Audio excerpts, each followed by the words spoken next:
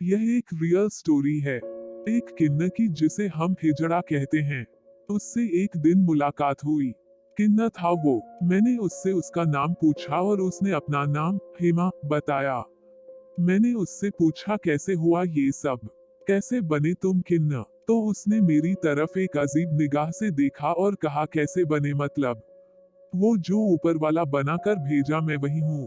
लेकिन बहुत दर्द भरा जीवन है यह। ना मर सकती हूँ, ना जी सकती हूँ। यह जीवन भी कोई जीवन है। सभी घृणा की दृष्टि से देखते हैं। कहीं से गुजरो तो कहते हैं हिजड़ा जा रहा है। मैंने पूछा तुम्हारा जन्म कहाँ हुआ था? तुम्हारे माँ बाप, मेरा मतलब तुम्हारा बैकग्राउंड। उसने एक लंबी सांस लिया और उदास होकर अपनी स्टोरी बताने लगी। ये तो नहीं बता सकती कि मैं कहाँ से हूँ और बताना भी नहीं चाहती। हाँ, इतना मुझे याद है कि मेरे माँ बाप को कोई संतान नहीं हो रहा था। उनकी शादी के 30 साल के बाद मैं पैदा हुई। घर में पहली संतान आई है, यह जानकर सभी बहुत खुश हुए। समय गुजरता गया। जब मैं 4-5 साल की हुई तो मेरे घर में काम करने वाली बाई को मालूम चला कि मैं लड़की नहीं, एक हिजड़ा हूँ। उसने मेरे माँ बाप को बताया। मेरे माँ बाप ने जब सुना तो उनके होश उड़ गए। फिर भी माँ तो माँ होती है। फाइनली मेरे माँ बाप ने निर्णय लिया कि हम अपनी संतान को पालेंगे पोसेंगे। उस समय मैं समझ नहीं पाई थी कि हिजड़ा क्या है। यह शब्द मेरे लिए नया था, बिल्कुल नया। मेरे माँ बाप मुझे बहुत प्यार करते थे, बेशक पहले से ज्यादा। हालांकि मेरे माँ बाप को इस बात का डर था कि कहीं मोहल्ले में हल्ला ना हो जाए कि मैं किन्नर हूँ, इसलिए उन्होंने बाई को समझा दिया था कि मोहल्ले में किसी को न बताए कि मैं किन्नर हूँ। इसके बदले मेरे माता पिता उसे एक्स्ट्रा पैसे देते थे।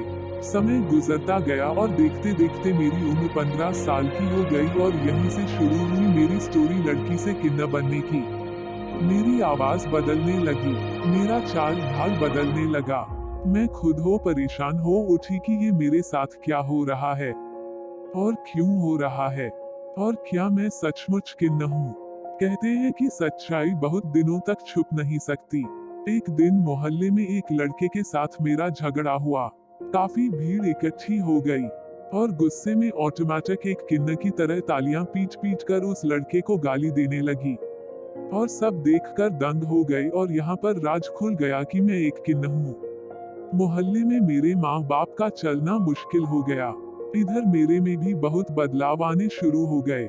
जैसे कि मुझे लड़कियों के कस्टूम पसंद आ रहे थे।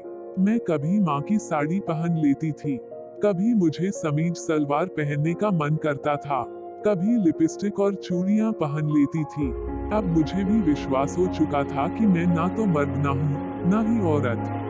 मैं एक किन्नर हूँ। थोड़े दिनों बाद ही मेरे घर पर एक किन्नर समुदाय से कुछ किन्नर पहुँचे और मेरे माँ बाप से मुझे मांगने लगे, यह कहकर कि आपकी संतान आपका समाज का नहीं है, इसका समाज अलग है और हम इसे अपनी कम्युनिटी में लेकर जाएंगे। मेरे माँ बाप मुझे जाने न कहीं देना चाहते थे, लेकिन मैं जाने के लिए तैयार हो गई, क्योंकि मुझसे अपने माँ बाप की बेइज्जती और सहन होती थी।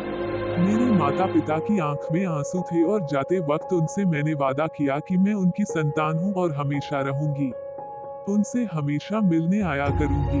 इतना कहते कहते हेमा की आंखों में आंसू आ जाते हैं और वो सिसकते हुए कहती है, आज 10 साल हो गए लेकिन यहाँ आने के बाद मुझे कभी हिम्मत ही नहीं हुई कि आने माँ बाप से मिलने जाऊँ, क्योंकि ये जिंदगी नरक की जिंदगी है और मैं सोचती हूँ कि अब कौन सा चेहरा लेकर उनके पास जाऊँ, क्योंकि मुझे खुद से और खुद की जिंदगी से बहुत घिन होती है। लेकिन उनकी बहुत याद आती है।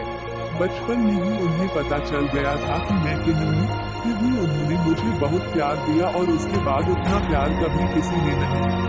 कहते कहते हेमा फफट कर रो पड़ती है। मेरी आंखों में आंसू आ गए थे।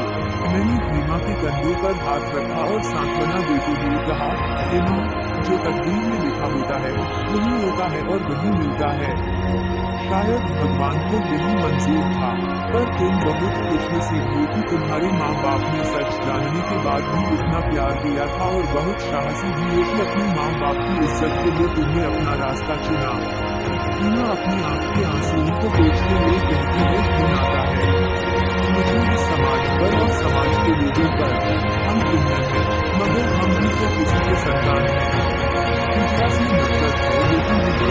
बाद होने के लिए लोग दौड़े चले आते हैं।